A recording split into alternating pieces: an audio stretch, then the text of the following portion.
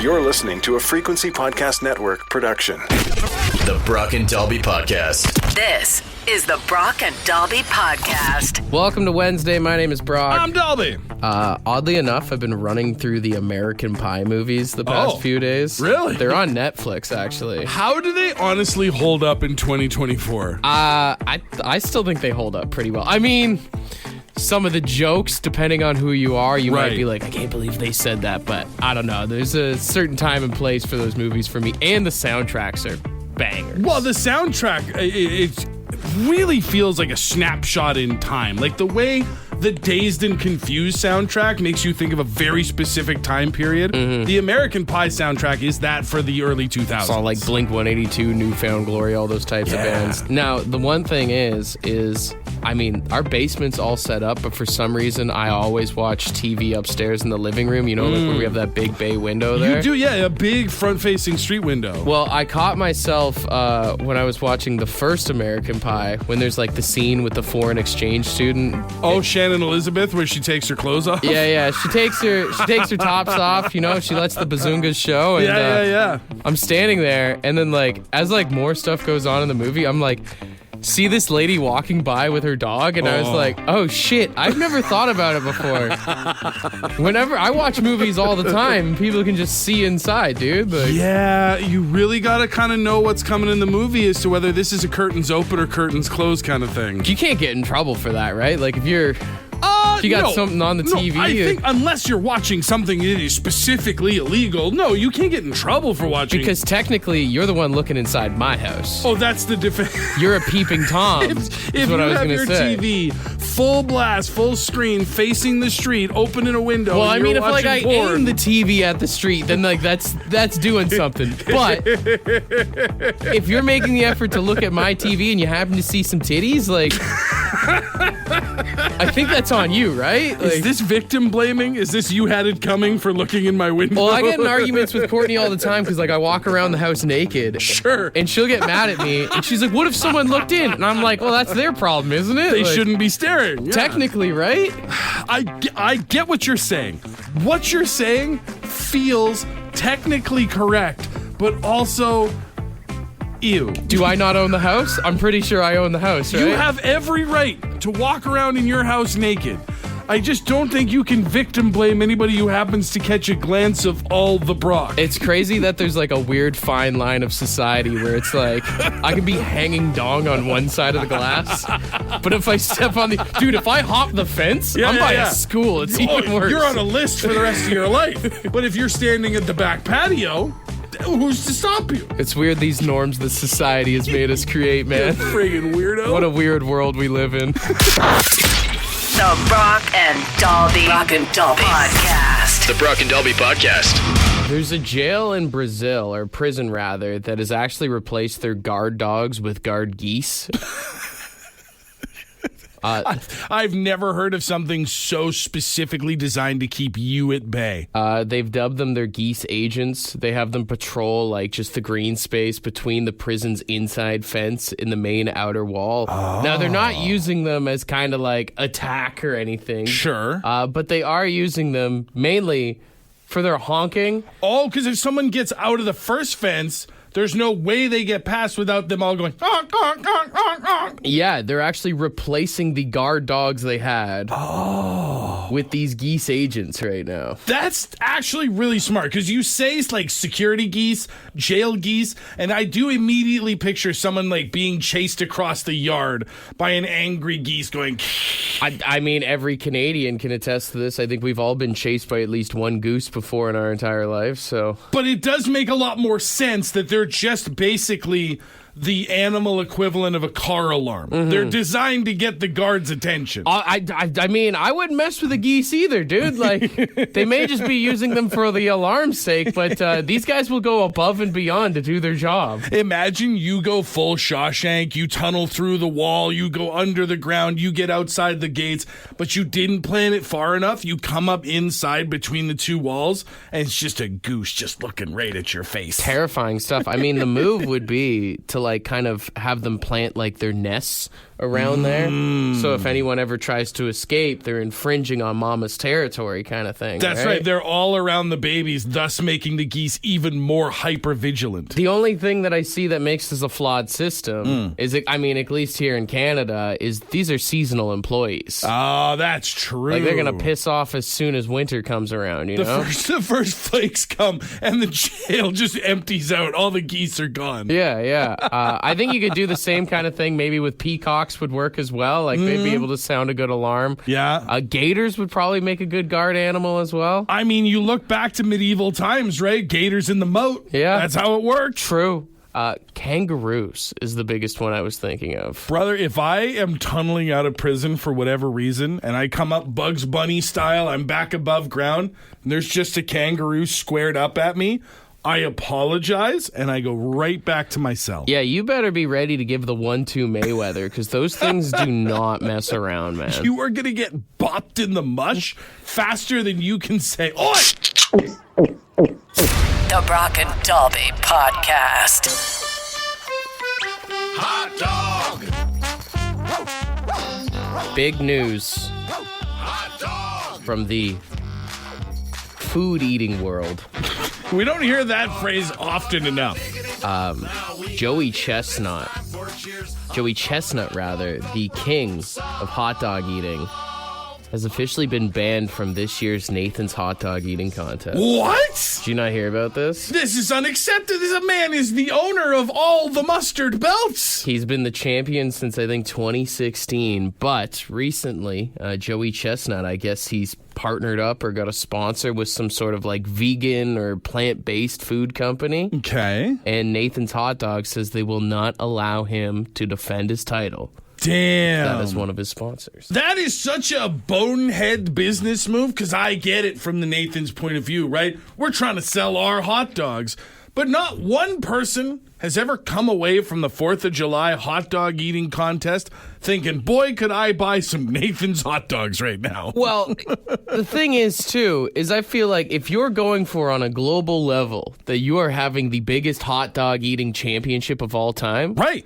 you got to have the king defend his throne. Because now if I am this company, the vegan hot dog, also vegan hot dog sounds dumb as hell, but that's neither here nor there. If I'm that company, I am putting together a different hot dog eating contest featuring one world champion record holder, Joey Chestnut, and we see who watches what. It just, it feels really stupid because it's almost like the year like the NHL wouldn't let players go to the Olympics. Right. You know what I mean? It's so dumb. Like, I mean, it's going to happen regardless, but does it matter? I mean, the whole thing for the past, 10 years now has been watching this one dude one-up himself every single year.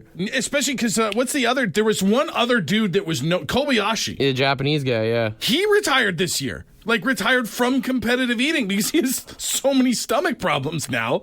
There were two people who were ever famous at this. One retired, and you just banned the other one. I want to see the best of the best, dude. I'm only here for the A-tier competition. And here's the thing. I looked it up. Joey Chestnut, in the Nathan's hot dog eating contest alone, has consumed more than 1,150 hot dogs over just those. He's literally put his body on the line for Nathan's.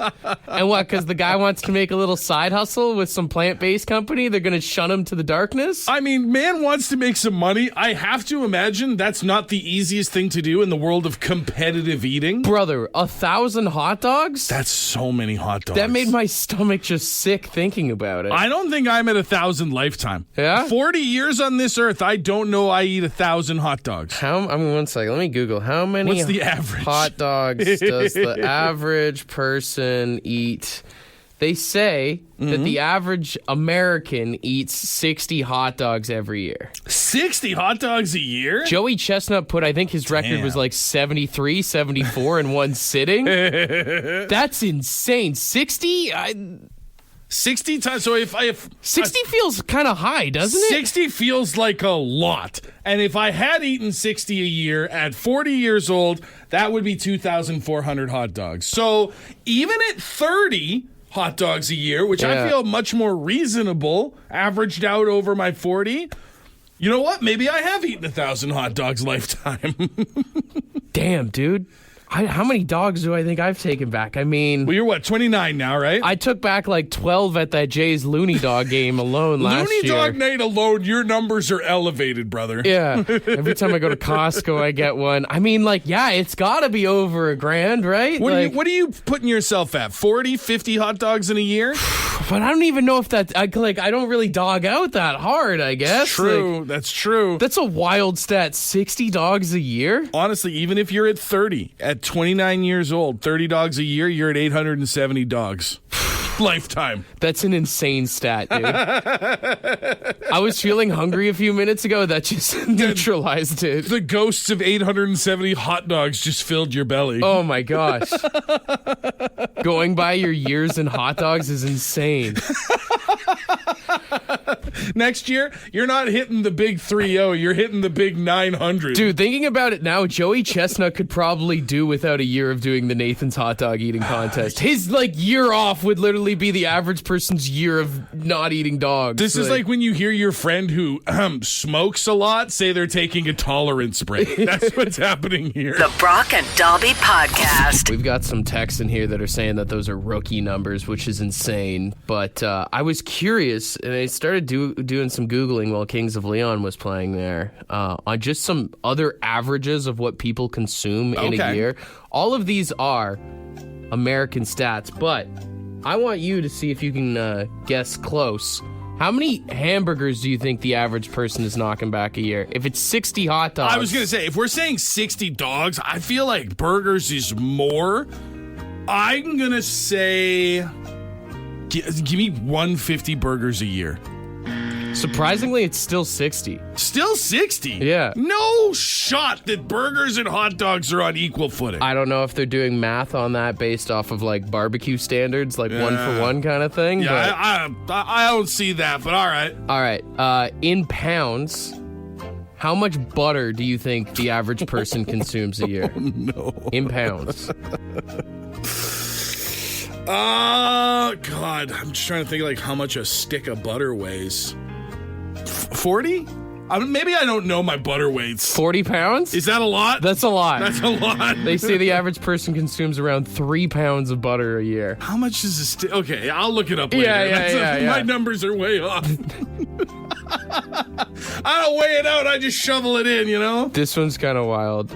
How many pounds of onions do you think the average person consumes a year? Oh, man. See, this is tough for me because I'm like a no onions guy. Sure.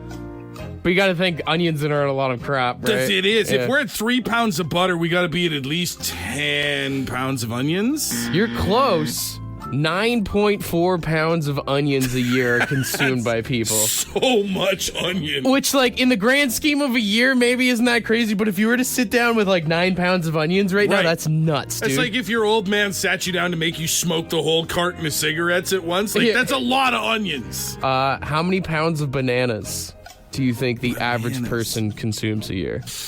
Is this consumes or let's go black in the freezer? It's consumes, allegedly.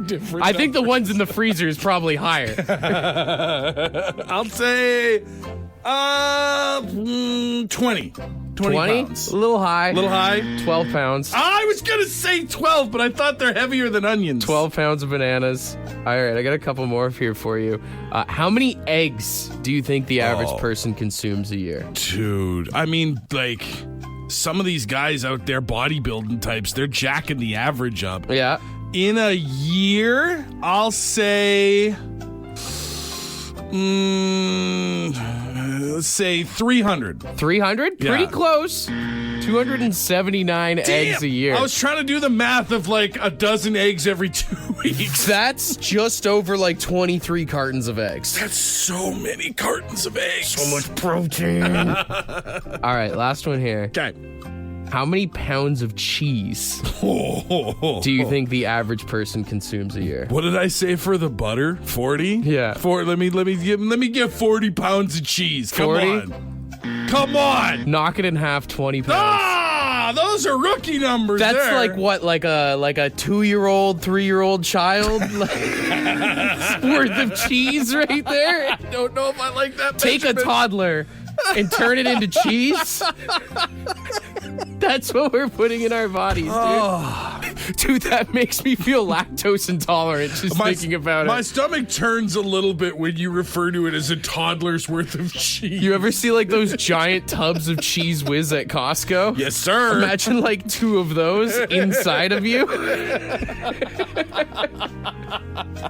Sounds like a hell of a weekend. The Brock and Dalby Podcast. I was wondering how many fries people eat in a year.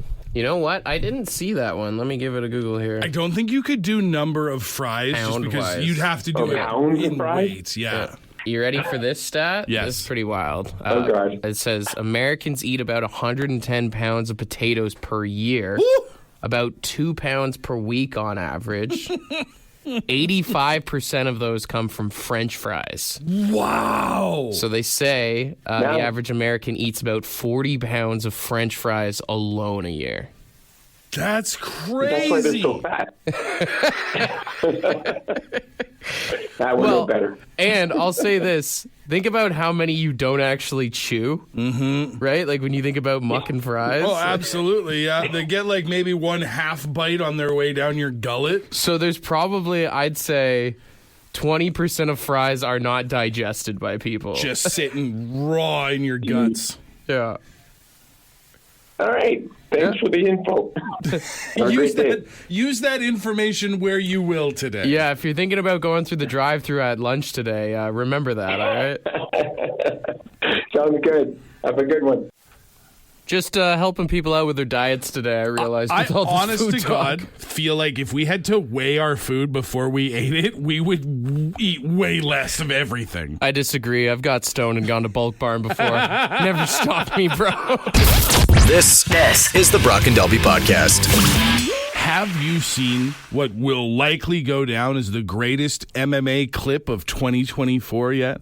I don't think so. So, do you know Eddie Hall? He's one of those world's strongest man guys, an absolute thick beast. He boxed the guy who played the Mountain on Game of Thrones like a couple of years ago. Oh, okay. I think I know what you're talking about. Yeah, he's got like the mohawk. Anyway, that dude took a fight against a pair of TikTok influencers at the same time. It is the World Freak Fight League put on some sort of show. Hold up. You're moving pretty fast for me right now. Where would you like to start? So 2v1 fight Yes. against TikTokers. Yes. In the what league? The World Freak Fight League. Okay, I'm caught up now. I have honestly not been able to find anything else about the card, the night, the company. It's only clips of this one video and specifically the third round that is going viral as the TikTokers. And if you want to see it, text in fight to 762-555. I was going to say, can you just show me this video Yeah, already? so if you look at it here, we've got Eddie Hall, world's strongest man formerly, taking on these two TikTokers here. And as you can see, they're trying to attack him at the same time, which, to be fair, the size advantage as you would. Boom! Right there, he power bombs one of them. Oh my gosh, drops that one He guy. picks up a guy with one arm and drops him square on his back in the middle of what looks to be some sort of octagon. 2v1 fight is a crazy idea, by the way. I think 2v1 fight only works if one guy is massively bigger than the other he two. weighs the size of probably both of these kids, to be honest with you. 100%. And again, like I have no idea who they are other than they are TikTok influencers. It's the World Freak Fight League? Yeah, or- it is. Its entire existence is to put on fights that make you go, well, that shouldn't be happening, but I want to see it. Is this in Russia? This seems like one of those Russian things. It feels very Russian. It feels very Russian. But I cannot find any information. It's almost like they're hiding from people. They don't want you to find them. The balls to be like, yeah, I'll go in a cage with two other guys and just whoop their ass is insane, man. 100%. Like, that's the thing. People are like, why would these guys, talking about what are they called? The Nefati brothers. Oh, that doesn't matter. They got rocked. They're like, why would these guys get in there with someone that big? Because there's two of them. Yeah. If you have a 2-on-1 advantage, you should win almost any fight. Yeah, there's all these weird Russian, like, fight league things. I've seen ones where there's three guys, like, three small, maybe flyweights taking on, like, a heavyweight, and these the guys that are by themselves, they always win somehow. It's insane. They'll have like 100%. some dude trying to put him in an armbar, another dude trying to sweep the leg, and then they're just using one hand to kind of keep him off. It's like cartoons. It does. It feels very Looney Tunes-esque to watch this guy with one hand just be like, get out of here and throw a human across the ring. There's a bunch of these other wild fight ones. Have you seen the one of the guys doing like, is it like jujitsu in the car? Car-jitsu. Yeah. Where like the first thing they do, because it's like driver's seat, passenger seat in a modified car. I think the steering wheel's out and stuff like that. And then, it's like 3, 2, 1, go. And the first thing they do is either try to take off their own seatbelt for mobility, or they reach across and try and strangle the opponent with their seatbelt. I've seen the 3v1, the 2v1, the car one. Phone booth? The phone booth is the other one. Phone booth is insane. Old-timey British stand-up, red phone booth, 2 people in there, 3, 2, 1, go. And they just start throwing those clinched uppercuts and stuff like that. Yeah. I couldn't even imagine. They need to start having like a Tim Hortons drive-through like MMA fight or something. Oh, yeah. It starts, you're each in your own car, and then the person in front orders like 6 food items at 8 in the morning in the Tim's drive-through, and now you have to fight them. If you lose, you have to pay for everyone else's order. You have to pay for everyone behind you? Yeah. 55 fries, 55 drinks. Yes. Yeah. They call it the Pay It Forward League or something. That's what it is. It would honestly make about as much sense from an athletic perspective as having this world's strongest man fight 2 people famous for TikTok Except dancing. it's super Canadian, and every time they throw a punch, it's like, sorry. The Brock and Dobby Podcast.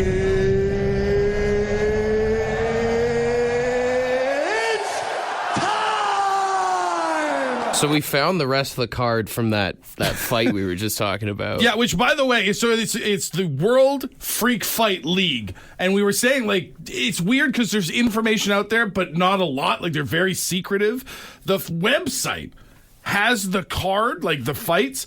It hasn't even been updated with the results. And this fight happened 5 days ago. Okay. But they had the 2-against-1 Eddie Hall against the Nefati brothers. They also had a couples fight with Ben Hatchett and Megan Olivia taking on Joel and Whitney Ainskoff. The couples fight is wild. I need to know the parameters on that. That's the thing. They don't specify the rules, so it doesn't say, like, can husband hit wife? Did you just hit my wife? Like, what are you doing here? They had fights with no time limit. Basically, we start the fight, go until one of you just can't anymore. That's actually just crazier than the other two, honestly. 100%. They had a couple of what's the proper terminology now? Little people. Yeah. They had an MMA fight that was on the nice. card as well.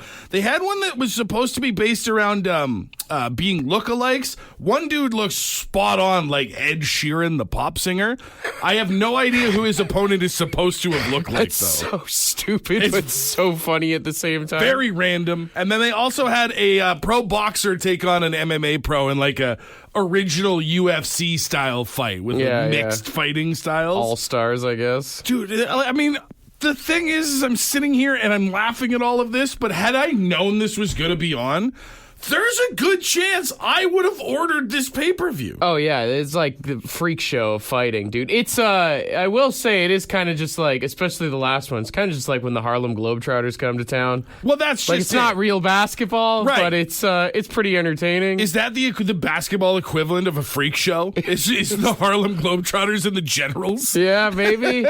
when the Globetrotters come and play the teachers at your high school and you're like, I mean, they're technically shooting hoops. They but should have had the Harlem Globetrotters play like the and one street ball team. Ooh. That would have been a good game, honestly. That's like old school versus new school. Yeah. I would still watch that. I don't know why they didn't do it. It's kind of like how, you'll see those old-timer hockey games come through. Yeah, right? Like, yeah. The NHL alumni will take on your local fire department if you can raise enough money for charity, sort of thing. It should be like the old-timers come in and take on like the best Pee-wee hockey team. Yeah. I'd watch the hell out of that. Wasn't there an episode of South Park where the Red Wings played the local Pee Wee hockey team? Yeah. The Red Wings played the South Park Cows. Yeah. I would watch that 100%, especially if they're playing at full speed, full tilt, really lean into it. Yeah. Or how about for baseball? we go back and we find all the gays, all the big names from like the steroid scandals that are still alive and healthy. And we put them against like your local baseball team. Like the Little League World Series champions. Oh, Little League World Series champions against the Hall of Fame of juice. Play against Mark McGuire, Barry Bonds, Sammy Sosa. Just imagine watching some 12, 14-year-old kid trying to pitch the high heat to Mark McGuire. You got to remember, as much as these guys lied about taking steroids, there's a lot of kids in Little League baseball lying about their age That's too. true. So it could be a fairly competitive game. There's cheating on both sides of the spectrum. That's what makes it a fair fight. Yeah. I'd watch the hell out of that, dude. Absolutely. I would also watch any kind of like football game, whether it's like take a CFL team or maybe a CIS team or something like that, and have them play in like a light pad against like the All Blacks, like a rugby team. Oh, yeah. And just see, it's like, okay, so the football team has the technique, they know the plays, they've got the passing and all that. But the raw physicality of these all black Aussies. Yeah. What's going to happen there? I want to see that. You could have like one play football, the other play rugby. Yeah. Kind of meet in the middle. And just see who gets more jacked up. I'm not here for the points. I don't care who wins the game. It's like watching NASCAR. I just want to see the accidents. I want to see NASCAR, but they have to drive in reverse. Oh, what if take the NASCAR field and the top half races left, but the bottom half in like the qualifying lane, they have to drive right, and they're going in different lanes around each other. You're just creating traffic, dude. But it's high speed traffic. That's what you're doing. This is going to be awesome. The Brock and Dalby Podcast. The Brock and Dalby Podcast. I saw some interesting stats about the WNBA recently. Apparently, attendance is up 156% from last year. They say over 400,000 people have attended WNBA games this year. Viewership rate has gone up 756% compared to last year. It's crazy that it's like it's getting its spotlight, its time in the sun, and it's all because of one fresh out of college person. That Caitlin Clark girl, she's playing on the Indiana Fever, which that one thing I feel like nobody has ever addressed, and this is no slight on the WNBA or anything. Sure. Why is the team called the Fever? Yeah, is Indiana famous for a plague of some sort? Well, have you ever heard of a sports team that's been named after an illness before? No. Now that you mention it, You know? haven't really heard any of those. I've heard lots of weird sports teams' names about food, about Yeah. storms, animals. You've never heard of minor hockey sensations, the Detroit Diabetes? It's like, what is their mascot? Is it just like some dude with like a high body temperature? Like, is he shivering? Does he have like a thermometer in his mouth? It's Like, one of those like spherical germ things with all the little offshoots on it. That He's you used just to see. bedridden. All it is the Indiana Fever's mascot is the grandfather from Willy Wonka that won't get out of the bed. The spotlight just turns in the arena to an old man laying in bed trying to rally the... All right, everybody, we're going to do the wave. I did just Google it. Their mascot is Freddy Fever, and Hell yeah. I don't know what he's supposed to be, but he looks like something you'd see in a fever dream. Yeah, that is a nightmare. That was a cut character from Osmosis Jones. Yeah, 100%. It's almost like the Belleville Senators mascot. It's just it doesn't it's an make a lot of absolute sense. trip, dude. I mean, it's still better than the Columbus cholera while we're still making disease names. I just don't know why they settled on the fever of all things. Like I don't think, I mean, it kind of works. Like fever, I think, is the best illness you could use for a sports team. Like Catch the fever. the Indiana rash. Also, why are we focusing on the negative side? Why don't we have the Pittsburgh penicillin? The Pittsburgh penicillin. The San Diego shingles. See, that one could work actually, because you don't know if it's shingles or Right. if it's like roof shingles. Yeah. You got a guy who's dressed like a laborer, Yeah. and you don't know if he's here to work on the roof or if he's come down with a pretty significant illness. If Saskatoon ever gets that NHL team they've been looking for, the Saskatoon Salmonella. The mascot's just like raw chicken or like a toilet bowl maybe or something. Dude, the concessions go hard at the Saskatoon Salmonella game. Dude, nobody's getting the chicken tendies. I guarantee you on that. This is the Brock and Dalby Podcast. Ed's word of the day. See what he's got. Top of the morning to you. Today's word is Deedle. Or Deedle, I don't know, it's Daedal. Deedle. Anyways, it means elaborate or artistic. That doesn't really sound like a really fancy word to describe elaborate. But anyways, that's it. Have a great day. Cheers her up. I found the pronunciation, and it is... Oh, no, this site doesn't work. Oh. Deedle. Deedle? Deedle. Skillful, ingenious, or cleverly intricate. Okay, so just somebody who's really good at art stuff. Yeah, I mean, but I feel like you'd have a hard time, like, I don't know, going up to, like, Rob Baker or someone from the hip and being like, you're a pretty deedle guitar player. I love the way you deedle. Yeah. Oh, that sounds wrong. That sounds really bad. You're a real deedler, aren't you? Hey, if anybody I know is a deedler, it's you. You deedle on stage like nobody's business. What was the other thing? It's a clever, like, kind of thing? Yeah. So, like, imagine if someone came up to you when you were a kid and were like, you're a deedle young man. Mom! Stay the deedle away from me, dude. If I catch you deedling around these kids anytime soon. Dude, if I hear that anyone's deedling, I'm going to be like, is P. Diddy around? Like, what's going on? Wait, if one of the definitions is artistic, if you do, like, urban spray paint, does that make you a street deedler? You hear about Jeff? He's been back alley deedling. I think everyone is going to stop hanging out with Jeff and they find out he's been street deedling again. Deedle. I don't know how, but use it wherever you can today, all right? Best word of the day in a long time. For more Brock and Dalby, tune in weekday mornings 5:30 to 9. The Brock and Dalby podcast is brought to you by badshop.ca, the Brock and Dalby merch store. With all proceeds going to the Canadian Cancer Society.